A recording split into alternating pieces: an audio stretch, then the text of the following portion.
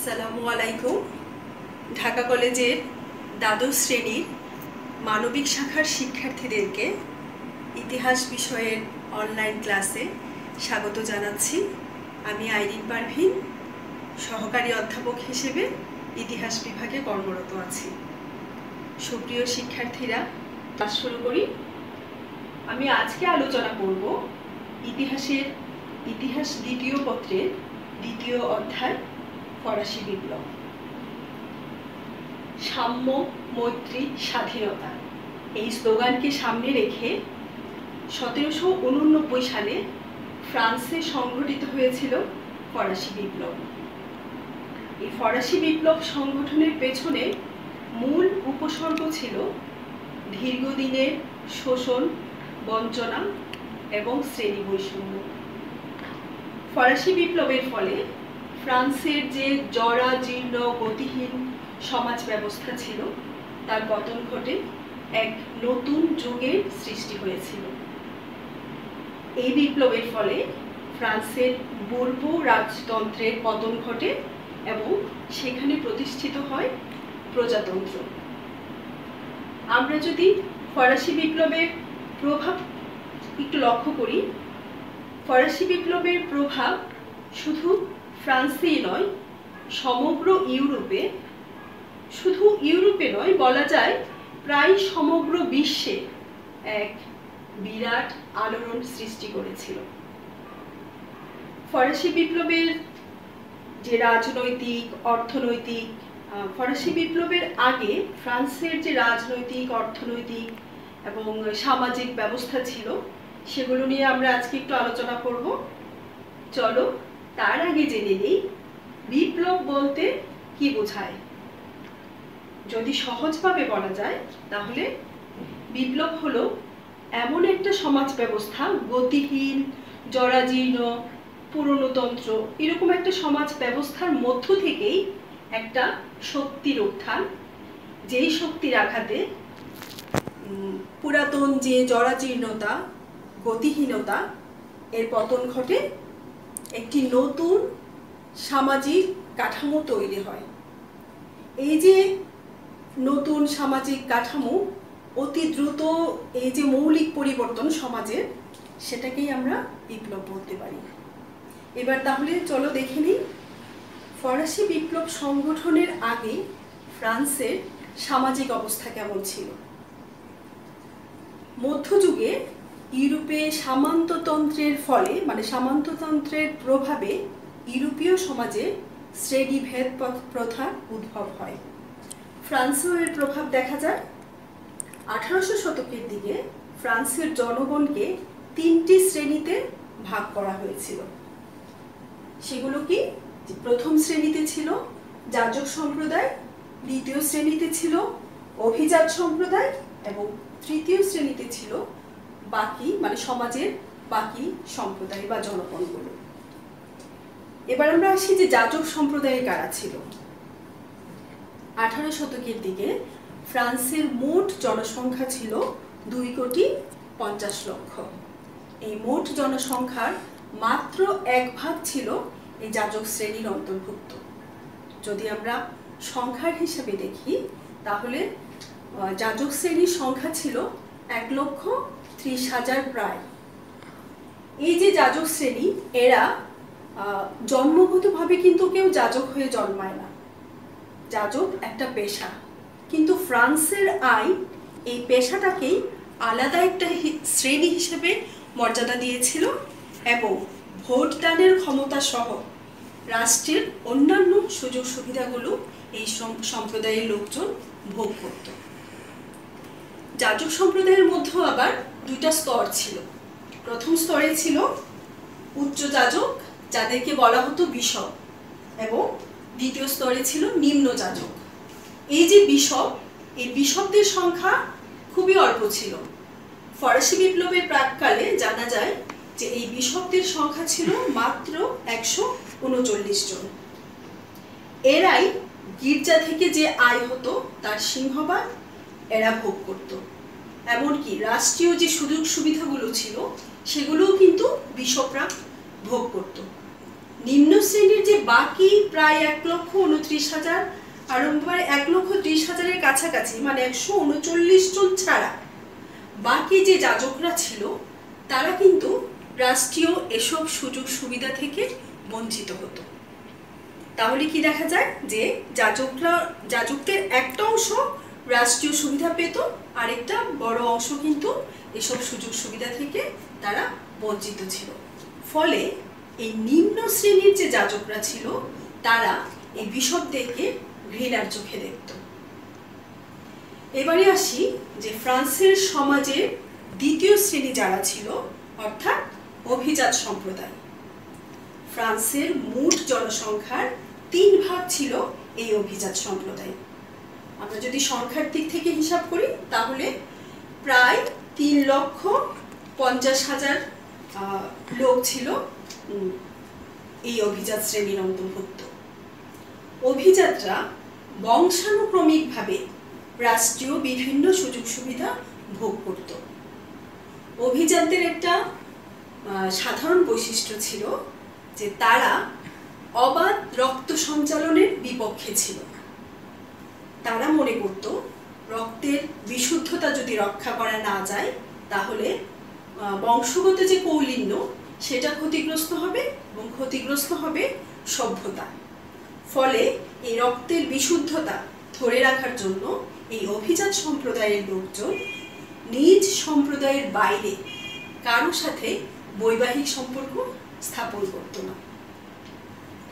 এই অভিজাত শ্রেণী কাজ করাকে নিন্দনীয় মনে করত, অর্থাৎ কায়িক শ্রম অথবা মস্তিষ্কের শ্রম দ্বারা জীবিকা অর্জনকে তারা নিন্দার চোখে দেখত। অভিজাতদের নিয়ম ছিল তারা ভোগ বিলাস, আরাম আয়েশে, আলস্যে সময় পার করবে। এই অভিজাত শ্রেণী রাষ্ট্রের সকল সুযোগ সুবিধার উপর তারা নিজেদের দাবি প্রতিষ্ঠিত করতে চাইত। তারা মনে করত যেহেতু এই অভিজাতদের পূর্বপুরুষরা মধ্যযুগে ফ্রান্স বিজয় করেছিল, সেহেতু রাষ্ট্রের সকল সুযোগ সুবিধার উপর তাদের অধিকার রয়েছে। এবার আমরা যদি দেখি যে তৃতীয় শ্রেণীতে কারা ছিল, আমরা দেখব যে তৃতীয় শ্রেণীতে ছিল এই অভিজাত এবং যাজক ছাড়া বাকি সমস্ত জনগণ এই তৃতীয় শ্রেণীর অন্তর্ভুক্ত ছিল। এখানে ধনী বর্জুয়া থেকে শুরু করে কৃষক, কামার, কুমার, বণিক, ব্যবসায়ী, দিনমজুর, এমনকি ভবঘুরে যারা, তারাও এই শ্রেণীর অন্তর্ভুক্ত ছিল। এই অভিজাতদের মধ্যে বিভিন্ন স্তর ছিল এবং তাদের মধ্যে কিন্তু ব্যবধানও অনেক বেশি ছিল। ফলে এই নিজেদের স্তরের ভিতরেও এই অর্থাৎ তৃতীয় শ্রেণীর যে স্তরগুলো ছিল সেই স্তরগুলোর মধ্যে যেমন ব্যবধান ছিল তেমনি কিন্তু আবার বিরোধও ছিল। কিন্তু যখন 1789 সালে ফরাসি বিপ্লব শুরু হয় তখন এই শ্রেণীর লোকজন নিজেদের বিরোধ এবং বিভেদ ভুলে ঐক্যবদ্ধ হয়েছিল।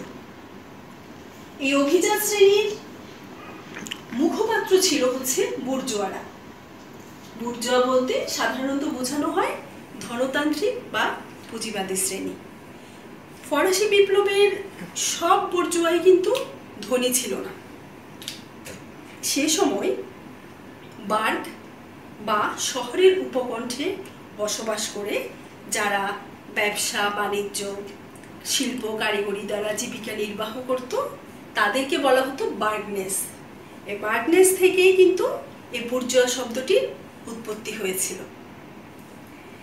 এই যে বুর্জোয়া শ্রেণী, সেই বুর্জোয়া শ্রেণীর শিক্ষিত ছিল, তাদের আর্থিক সচ্ছলতা ছিল, কিন্তু তারপরেও তাদের বংশগত কৌলিন্য না থাকার কারণে রাষ্ট্রীয় যে সুযোগ সুবিধা অর্থাৎ রাষ্ট্রীয় যে মর্যাদা সেটা কিন্তু তাদের ছিল না। ফলে আমরা যদি দেখি ফরাসি সমাজের সবচেয়ে অসন্তুষ্ট শ্রেণী ছিল এই বুর্জোয়া শ্রেণী। বুর্জোয়া শ্রেণী ছাড়াও এই তৃতীয় শ্রেণীর একটা বিরাট অংশ ছিল কৃষক এবং শ্রমজীবী মানুষেরা। সেই কৃষকদের মধ্যেও আবার বিভিন্ন স্তর ছিল। কেউ কেউ ছিল স্বাধীন কৃষক, যারা নিজেদের জমি নিজেরাই চাষ করত। আবার কেউ বা ছিল বর্গা চাষি, সামন্ত প্রভুর জমি বর্গা নিয়ে তারা ফসল উৎপাদন করত। আবার অনেকেই ছিল প্রান্তিক চাষি, যাদের আসলে নিজেদের কোনো জমি ছিল না। এই যে বর্গা চাষিরা সামন্ত প্রভুদের জমি চাষ করে যে পরিমাণ ফসল তারা উৎপাদন করত, তার ৮০% চলে যেত চার্জ এবং সামন্ত প্রভু এবং রাজস্ব হিসেবে রাজার কাছে। উৎপাদিত ফসলের ১০/১ তারা চার্জকে দিত। সামন্ত প্রভুরা কি পরিমাণ ফসল নিবে সেটার কোনো ধরা বাঁধা নিয়ম ছিল না। ফলে এর মাধ্যমে কৃষকদেরকে আরো বেশি নির্যাতিত করা হতো। কৃষকদের উপরে এগুলো ছাড়াও আরো অনেক ধরনের কর তাদের উপর আরোপ করা হয়েছিল, যেমন সম্পদ কর, সম্পত্তি কর, তারপর আয় কর, লবণ কর, তারপর হচ্ছে দলিল কর, এমনকি জন্ম মৃত্যু এগুলোর সার্টিফিকেট নেওয়ার জন্য তাদের উপর কর আরোপ করা ছিল। এর মধ্যে কৃষকরা সবচেয়ে বেশি বোঝা মনে করত লবণ করকে। লবণ কর ছিল এমন যে ৬০ বছরের ঊর্ধ্বে প্রত্যেক ব্যক্তিকে একটা নির্দিষ্ট পরিমাণ লবণ সরকারের কাছ থেকে ক্রয় করতে হতো। কিন্তু এই লবণের যে ক্রয় মূল্য ছিল, অর্থাৎ লবণের যে বাজার মূল্য ছিল, তার চাইতে ১০ গুণ বেশি মূল্যে সরকারের কাছ থেকে কৃষকদেরকে, মানে সমস্ত তৃতীয় শ্রেণীর সমস্ত ব্যক্তিকে এই লবণটা ক্রয় করতে হতো। এছাড়াও এস.টি. হাজন একটা বর্ণনায় বলেছেন যে কৃষকরা ছিল সবচেয়ে নিগৃহীত। অভিজাত শ্রেণী, যাজক শ্রেণী, এমনকি বুর্জুয়ারাও এই কৃষক এবং শ্রমজীবী শ্রেণীকে নিরক্ষর, তারপর বর্বর মনে করত। বলা যায় যে সমাজের সবচেয়ে উপেক্ষিত নিগৃহীত শ্রেণী ছিল এই কৃষক এবং এই শ্রমজীবী শ্রেণী। অভিজাতটা মনে করত যে শুধুমাত্র উচ্চ শ্রেণীর খাদ্যের চাহিদা মেটানোর জন্য এই কৃষক এবং শ্রমজীবী শ্রেণীর জন্ম হয়েছিল। তাদের উপর অত্যাচারের মাত্রা এমন ছিল যে সামন্ত প্রভুর পালিত পশু পাখি যেন নির্বিঘ্নে জমির ফসল খেতে পারে, সেজন্য কৃষকেরা তাদের জমির চারপাশে বেড়া দিতে পারত না। এমনকি এই প্রভুরা, সামন্ত প্রভুরা, তারা যখন শিকারে বের হতো তখন এই দল বেঁধে কৃষকের জমির উপর ঘোড়া ছুটিয়ে যেত। ফলে ফসলের অনেক ক্ষতি হতো। তারপরেও কৃষকরা এর কোনো প্রতিবাদ করতে পারবে না। এভাবে কৃষকরা ফ্রান্সের সমাজে কৃষক, শ্রমিক এবং তৃতীয় শ্রেণীরা অত্যাচারের, নির্যাতনের শিকার হয়েছিল। ফলে তাদের মধ্যে ক্ষোভ জমা হয়েছিল এবং যার ফলশ্রুতিতে পরবর্তীতে ফরাসি বিপ্লবের সূচনা হয়েছিল।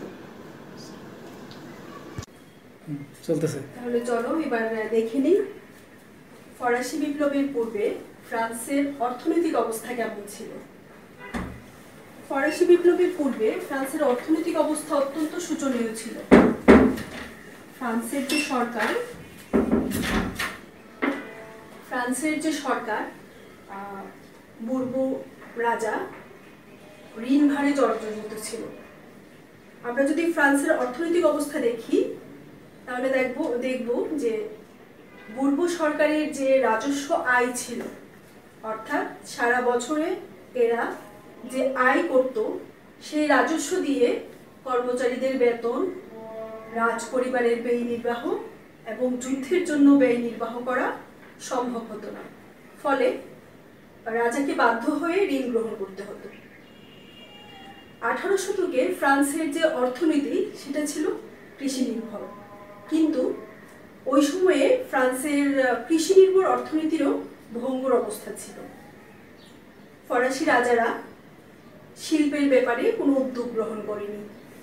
যখন ইউরোপের অনেক দেশে শিল্পের বিষয়ে অগ্রসর হয়েছিল, তখন এই বুর্বু রাজারা শিল্পের ব্যাপারে, শিল্পের অগ্রগতির ব্যাপারে কোনো উদ্যোগ গ্রহণ করেনি। পাশাপাশি যেখানে ফ্রান্সের মোট জনগণ ছিল 2,50,00,000, এর 2,10,00,000 লোক জড়িত ছিল কৃষিকাজে। কিন্তু কৃষির ব্যাপারেও সরকারের সুনির্দিষ্ট কোনো পরিকল্পনা ছিল না। ফলে দেখা যায় যে এইসব ব্যবস্থাপনার কারণে ফ্রান্সের অর্থনীতি দুর্বল, মানে শোচনীয় হয়ে পড়ে। এই সময়ে বিপ্লবের ঠিক প্রাক্কালে পরপর 5 বছর ফসলের হানি হয়েছিল। এই সময় তাদের যে প্রধান ফসল আলু শস্য, সেই আলু শস্যেরও ক্ষতি হয়েছিল। ফলে উৎপাদন কমে যায় এবং দ্রব্যমূল্যের ঊর্ধ্বগতি দেখা যায়। দ্রব্যের মূল্য বৃদ্ধি পেলেও নিম্ন আয়ের যারা ছিল, অর্থাৎ কৃষক এবং শ্রমিক শ্রেণী, তাদের কিন্তু মজুরি বৃদ্ধি পায়নি। ফলে দেখা যায় যে নিম্ন শ্রেণীর, মানে তৃতীয় শ্রেণীর লোকজন খাদ্যের জন্য দাঙ্গা শুরু করে, মানে রুটির জন্য ফ্রান্সের বিভিন্ন শহরে দাঙ্গা শুরু হয়েছিল।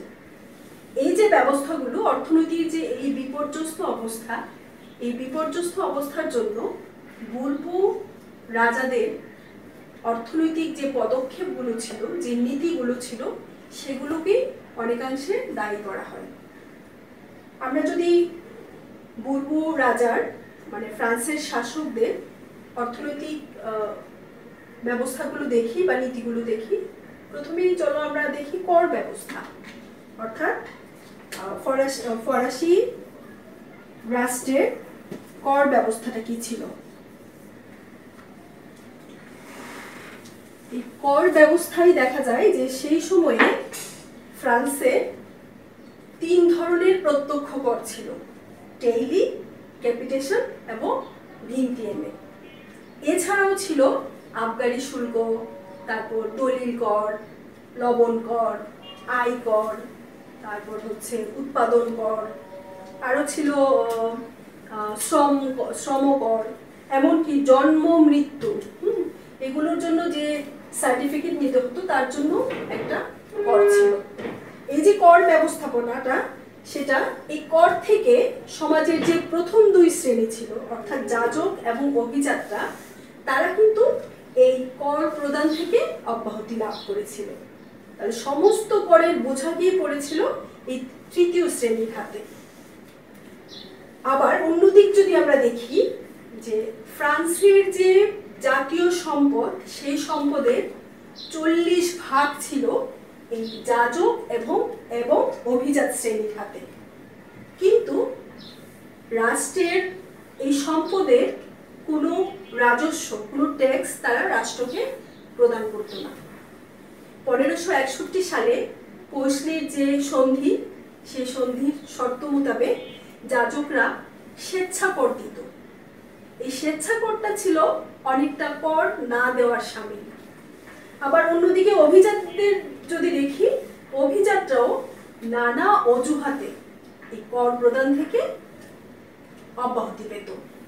ফলে রাষ্ট্রীয় সমস্ত কর পড়ত তৃতীয় শ্রেণীর হাতে।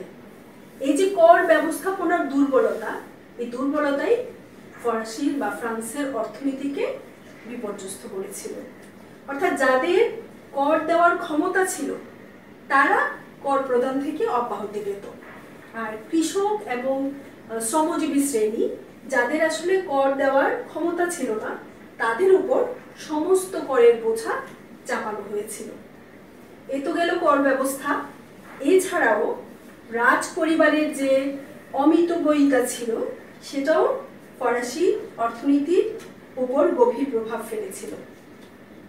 রাজারা, মানে রাজ পরিবারের লোকেরা, তারা বিলাস বসনে অনেক অর্থ ব্যয় করত। এছাড়াও আমরা দেখতে পাই যে রাজ পরিবারের এই যে ব্যয়ের, অর্থ ব্যয়ের যে অমিতব্যয়িতা, এর বিবরণ আমরা পাই গুডউইনের একটা বিবরণ থেকে। গুডউইন বলেছেন যে সেই সময়ে ভার্সাই রাজপ্রাসাদে প্রায় 18,000 লোক নিয়োজিত ছিল। 18,000 কর্মচারী ভার্সাই রাজপ্রাসাদে নিয়োজিত ছিল। এর মধ্যে 16,000 কর্মচারী ছিল শুধুমাত্র রাজপ্রাসাদে নিয়োজিত। তিনি আরো বলেন যে সুরসলুইয়ের যে রানী ছিল মারিয়া আতুয়াতি তার ব্যক্তিগত যে চাকরের সংখ্যা ছিল সেটাও ছিল প্রায় 500 জন। রানী মারিয়া নিত্য নতুন ভোজসভার আয়োজন করতেন এবং সেই ভোজসভায় তিনি নিত্য নতুন পোশাক পরিধান করতেন এবং এগুলোর আয়োজনের জন্য অর্থ তিনি পানির মতো খরচ করতেন। এই গেল রাজ পরিবারের অমিতবিদ্যা। এছাড়াও ছিল ইন্টেন্ডেন্ট নামক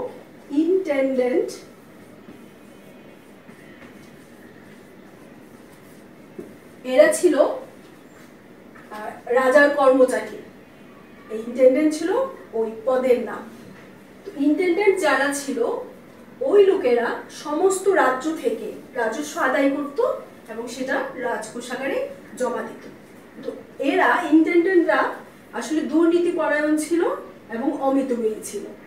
জানা যায় যে পরিমাণ রাজস্ব তারা সারা দেশ থেকে আয় করত তার বেশিরভাগটাই রাজকোষে জমা করত না। ফলে এই তৃতীয় শ্রেণীর লোকজন যারা অনেক পরিশ্রম করে ট্যাক্সটা সরকারকে দিত সেটা কিন্তু সরকারি বা রাষ্ট্রীয় কাজে পুরো ট্যাক্সটা রাষ্ট্রীয় কোষাগারে জমা হতো না। ফলে সরকারকে যুদ্ধ পরিচালনার জন্য প্রায়ই ঋণ গ্রহণ করতে হতো। আমরা দেখি যে ইংল্যান্ডের বিরুদ্ধে আমেরিকার স্বাধীনতা যুদ্ধের জন্য ফ্রান্স সরকার 100 কোটি লিভরা ঋণ গ্রহণ করেছিল। এই অবস্থার সাথে আরো যোগ হয়েছিল মুদ্রাস্ফীতি। 18 শতকে জানা যায় যে দক্ষিণ আমেরিকা থেকে 57,000 মেট্রিক টন রূপা আমদানি হয় এবং 1900 টন স্বর্ণ আমদানি হয়। সমগ্র ইউরোপে এটা আমদানি হয়েছিল, যার বেশিরভাগটাই প্রবেশ করেছিল ফ্রান্সে। ফলে ফ্রান্সে মুদ্রাস্ফীতি দেখা দেয়, খাদ্যদ্রব্যের দাম ঊর্ধ্বমুখী হয়, এদিকে শ্রমিকদের মজুরি কমে যায়। এই অবস্থায় তারা খাদ্যদ্রব্যের কেনার ক্ষমতা শ্রমিক এবং কৃষকরা হারিয়ে ফেলে। ফলে তারা রুটির জন্য বিভিন্ন শহরে দাঙ্গা শুরু হয়ে যায়।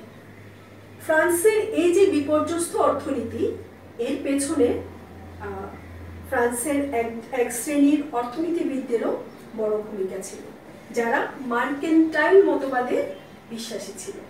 মার্কেন্টাইলবাদ হচ্ছে সংরক্ষণ নীতি। এই মতবাদে বিশ্বাসী অর্থনীতিবিদরা মনে করত যে পৃথিবীতে সম্পদ হচ্ছে সীমিত। ফলে কৃষকরা যে ফসল উৎপাদন করছে সেই উৎবৃত্ত ফসল যদি দেশের বাইরে রপ্তানি করা হয়, অর্থাৎ বাণিজ্য যদি অবাধ হয়, তাহলে দেশে খাদ্যের অভাব দেখা দিবে। সেজন্য তারা অবাধ বাণিজ্যের বিপক্ষে ছিল। এর ফলে দেখা যেত যে আসলে অর্থনীতিকে এটা গভীরভাবে প্রভাবিত করছে। এই মতবাদের বিরুদ্ধে আরেকটা গোষ্ঠী ছিল ফিজিওক্রেট। এই ফিজিওক্রেট মতবাদে বিশ্বাসী অর্থনীতিরা বোঝানোর চেষ্টা করে যে আসলে বিশ্বে সম্পদ সীমিত না, যত উৎপাদন বাড়বে, যত পণ্য বেশি উৎপাদন করবে, তত তারা বাইরে পণ্যটা রপ্তানি করতে পারবে এবং মুনাফা অর্জন করতে পারবে। ফলে অর্থনীতি বেগবান হবে এবং মানুষের হাতে অর্থ আসবে। এভাবে অর্থনীতি চলমান থাকবে। কিন্তু তখনকার সময় শুধু ফ্রান্স নয়, গোটা ইউরোপেই এই মার্কেন্টাইলবাদ বা এই সংরক্ষণবাদ নীতিটাই বেশি প্রভাব ফেলেছিল। এই যখন অবস্থা, তখন সুরসলুই এই অর্থনৈতিক এই সংকটকে কোনোভাবেই কাটিয়ে উঠতে পারেনি। ফলে তার যে ঋণের সুদ, খাদ্যে রুটির জন্য দাঙ্গা, এই বিষয়গুলোকে নিয়ন্ত্রণ করার জন্য আর এই সমস্যাগুলো থেকে সমাধান খোঁজার লক্ষ্যে তিনি 1789 সালের 5ই জুন জাতীয় স্টেটস জেনারেল বা জাতীয় সভা আহ্বান করেন। এই জাতীয় সভা প্রায় 200 বছর পর আহ্বান করা হয়েছিল। ফলে এই জাতীয় সভা আহ্বানের মাধ্যমে বুর্ব সরকারের যে দুর্বলতা সেটা কিন্তু স্পষ্ট হয়ে উঠেছিল। আর এই সুযোগে বুর্জোয়া শ্রেণী, বুর্জোয়ারা তৃতীয় শ্রেণীর মাধ্যমে বিপ্লব শুরু করেছিল। এবারে চলো আমরা একটু দেখে নেই যে বিপ্লব পূর্ব সময়ে ফ্রান্সের অর্থনৈতিক অবস্থাটা বিপ্লব পূর্ব সময়ে ফ্রান্সের রাজনৈতিক অবস্থা কেমন ছিল। আমরা যদি ফ্রান্সের রাজনৈতিক দিক দেখি, শুধু ফ্রান্স না গোটা ইউরোপেই তখন রাজনৈতিক একটা বৈশিষ্ট্যই ছিল হচ্ছে স্বৈরাচারী রাজতন্ত্র। সে সময় ফ্রান্সে স্বৈরাচারী রাজতন্ত্রের প্রবর্তন করে চতুর্দশ লুই। ফ্রান্সের রাজারা নিজেদেরকে ঈশ্বরের প্রতিনিধি বলে মনে করত। ফলে চতুর্দশ লুই নিজে মনে করতেন যে যেহেতু কোনো জাতীয় সভা আহ্বান করা হতো না, সেহেতু জনগণের কাছেও জবাবদিহিতার কোনো প্রশ্নই ওঠে না। ষোড়শ লুই নিজে সারা বছরে যেই পরিমাণ রাজস্ব আয় হতো সেটাকে তিনি নিজের ব্যক্তিগত সম্পদ বলে মনে করতেন। এমনকি তিনি নিজের ইচ্ছে মতো সেই অর্থগুলো ব্যয় করতেন। ফ্রান্সের রাজারা নিজেদেরকে ঈশ্বরের প্রতিনিধি বলে মনে করত। তারা মনে করত তাদের জন্মই হয়েছে, অর্থাৎ ঈশ্বর তাদেরকে প্রেরণ করেছেন জনগণকে শাসন করার জন্য। ফলে জনগণের কাছে যে জবাবদিহিতা সেটা কিন্তু রাজাদের ছিল না। তারা মনে করত তারা জবাবদিহি করবে জনগণের কাছে নয়, ঈশ্বরের কাছে, যেহেতু তারা ঈশ্বরের প্রতিনিধি। চতুর্দশ লুই নিজেই বলতেন I am law, I am the state, অর্থাৎ তিনি আইন এবং তিনি রাষ্ট্র। এই ধারা পরবর্তী সময়েও অব্যাহত ছিল। এবারে আমরা দেখে নিচ্ছি যে এটা ছাড়াও ফ্রান্সের যে পূর্ব রাজারা রাজনীতিতে চতুর্দশ লুইয়ের পরবর্তী সময়ে পূর্ব যে শাসক এসছে তারা কিন্তু পঞ্চদশ লুই, ষোড়শ লুই এরা কিন্তু অযোগ্য শাসক ছিল, অর্থাৎ অদক্ষ, নৈতিকতাহীন এবং ভোগ বিলাসে তারা মত্ত থাকত। অর্থাৎ শাসক হিসেবে যে গুণাবলী সেগুলো কিন্তু পঞ্চদশ লুই এবং ষোড়শ লুইয়ে ছিল না। ফলে দেখা যায় যে এই দুর্বলতার সুযোগ নিয়ে, অর্থাৎ শাসক শ্রেণী এই দুর্বলতার সুযোগ নিয়ে অভিজাত এবং যাজকরা তারা শাসন কার্যে হস্তক্ষেপ করছে। অভিজাতরা মনে করত যেহেতু রাজা এবং অভিজাতরা উভয়ই একই শ্রেণী, অর্থাৎ সমশ্রেণীভুক্ত, তাই রাষ্ট্রীয় কাজে হস্তক্ষেপ করার অধিকার তাদের আছে। অন্যদিকে এই অভিজাতদের বিরুদ্ধে দুর্বল শাসকেরা কোনো আইন পাশ করতে পারত না। এই অভিজাত শ্রেণী এবং যাজক শ্রেণী কিন্তু রাষ্ট্রের সুবিধাভোগী শ্রেণী ছিল, কিন্তু বিনিময়ে রাষ্ট্রকে কোনো রকম কর তারা দিত না। তো অভিজাতদের বিরুদ্ধে রাজার কোনো পদক্ষেপ না নেওয়ার কারণ হচ্ছে পার্লামেন্টগুলোতে যে বিচারকরা ছিল তারা ছিল এই অভিজাত শ্রেণীভুক্ত। ফলে রাজা ইচ্ছে করলেও অভিজাতদের বিরুদ্ধে কোনো আইন পাশ করাতে পারত না। অন্যদিকে যাজক যারা ছিল তারা ছিল, গির্জাগুলো আসলে স্বশাসিত ছিল, ফলে রাজা যাজকদের উপরেও কোনো কিছু চাপিয়ে দিতে পারত না। তাহলে আমরা দেখতে পাচ্ছি যে ফরাসি বুর্ব শাসকরা যারা নিজেদেরকে ঈশ্বরের প্রতিনিধি মনে করত, অনেক ক্ষমতাশালী ভাবত, তারা আসলে কার্যত ছিল, তাদের কার্যত আসলে ততটা ক্ষমতা ছিল না, কারণ তারা রাষ্ট্রের দুইটা শ্রেণীকেই নিয়ন্ত্রণ করতে পারত না। এই অবস্থায় আমরা যদি দেখি যে ফ্রান্সের যে বৈদেশিক নীতি যদি আমরা দেখি, তাহলে দেখা যাচ্ছে যে আন্তর্জাতিক আইন, আন্তর্জাতিক দলিল, সন্ধি, চুক্তি এগুলোকে আসলে তারা মান্য করত না। নিজেদের যখন যেখানে প্রয়োজন তারা তখন সেই সন্ধি, চুক্তি, আইন এগুলো তারা ভঙ্গ করত। তৎকালীন ইউরোপের মূল লক্ষ্যই ছিল মানে দুর্বল রাষ্ট্রগুলোকে কিভাবে গ্রাস করা যায়। প্রত্যেকটা রাষ্ট্রই চাইতো দুর্বল রাষ্ট্রগুলোকে গ্রাস করে নিজের রাজ্যের সীমানাটা বৃদ্ধি করতে। তো ফ্রান্সও চাইতো সবসময় দুর্বলদের উপর আক্রমণ করে নিজের রাজ্যের সীমানাটা বৃদ্ধি করতে। এই ছিল তখনকার সময়ে ফ্রান্সের রাজনৈতিক অবস্থা। তাহলে আজকে আমরা দেখলাম ফরাসি বিপ্লব, বিপ্লব কি, ফরাসি বিপ্লবের পূর্বে সামাজিক অবস্থা কি ছিল, অর্থনৈতিক অবস্থা কি ছিল, রাজনৈতিক অবস্থা কি ছিল। এই সবগুলো বিষয়কে বিশ্লেষণ করলে আসলে ফরাসি বিপ্লবের যে কারণগুলো, ফরাসি বিপ্লব সংঘটিত হওয়ার যে কারণগুলো, এই কারণগুলো স্পষ্ট হয়ে ওঠে। তো সুপ্রিয় শিক্ষার্থীরা, আজকে এ পর্যন্তই। তোমাদের সাথে আবার দেখা হবে আগামী ক্লাসে। সেই পর্যন্ত সবাই নিরাপদে থাকো, ভালো থেকো, আনন্দে থেকো।